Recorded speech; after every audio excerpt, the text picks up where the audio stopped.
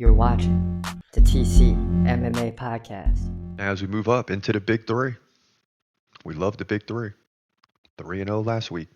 We usually finish strong, even if it doesn't start well.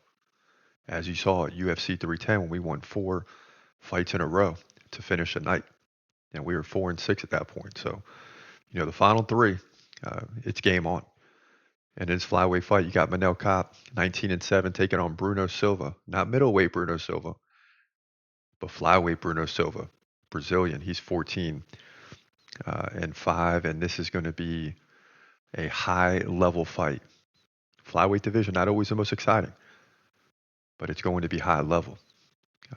So let's get into it right now.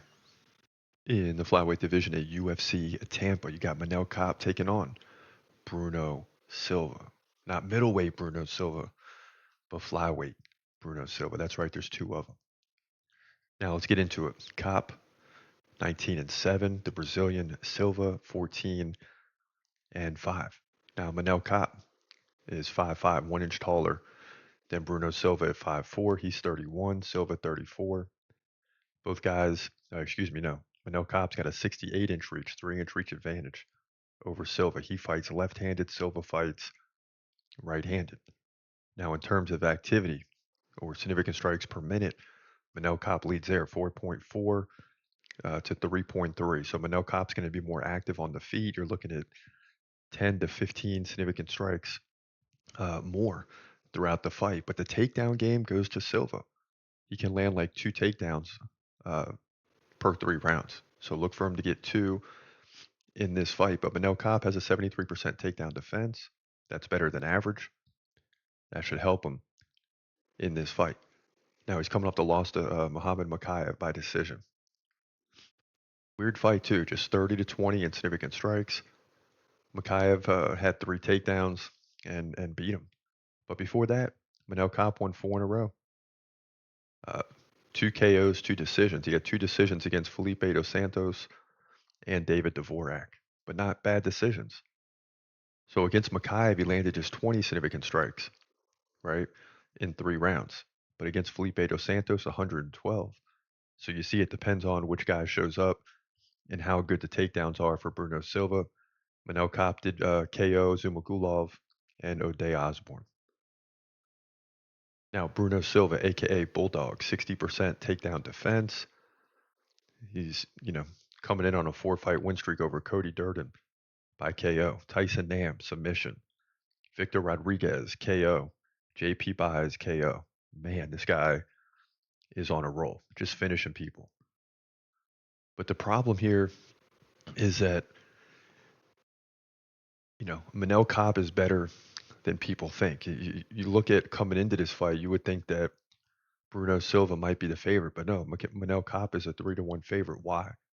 Because he has solid takedown defense and he can outstrike Bruno Silva. So it's going to be an interesting fight. It depends on which Manel Kape shows up. I'm banking on the fact that we get the 112 significant strikes in 3 rounds, Manel Kape, because if we get that, this fight is over. Now, Bruno Silva can stifle all that with the takedown game. But again, Manel Kape, 73% takedown defense. So that's what I'm banking on here. I like Manel to edge out Bruno Silva, but I do think the fight's going to be closer than 3-1 odds would indicate. But yeah, I think Manel edges out Bruno Silva by decision, 29-28 on all 3 judges' scorecards. That's my opinion. That's my pick. Manel Kape will win and move to 20-7 here, flyweight division, UFC Tampa. All these fights are very difficult to predict. It's been that way for all of 2024. It's what's made it, that's what's made it the biggest year in UFC history. And it's been that way for like 5 or 6 years, really since 2016. And probably before that, it just gets better and better and better. And what happens is it gets tougher and tougher to predict fights. When you start going, it used to be when you go through the resume of the fighters, you can see some things here and there that like, okay, this guy's probably going to win. Now, when you go through the resume, it's very equal. Like both guys are riding win streaks, or both guys have lost 2 of the last 3, or 3 of the last 4, or won 4 of the last 5. Like the matchmakers are doing a phenomenal job of matching up guys that are very similar And, someone's got to win and move up, and someone's going to lose and move down and might even be out of the UFC. But in this one, it's close, but we got Manel Kape winning the fight. He's gon' fight, he's gon' fight. Hold your breath till the end of the night. Last fight of call, UFC at its height. Bringing that thunder with all his might. Saying, step up, wanna fight? Hold up, think twice. Gladiator, assassin, reckless, no abandon. Walk through that cage, he'll leave your ass.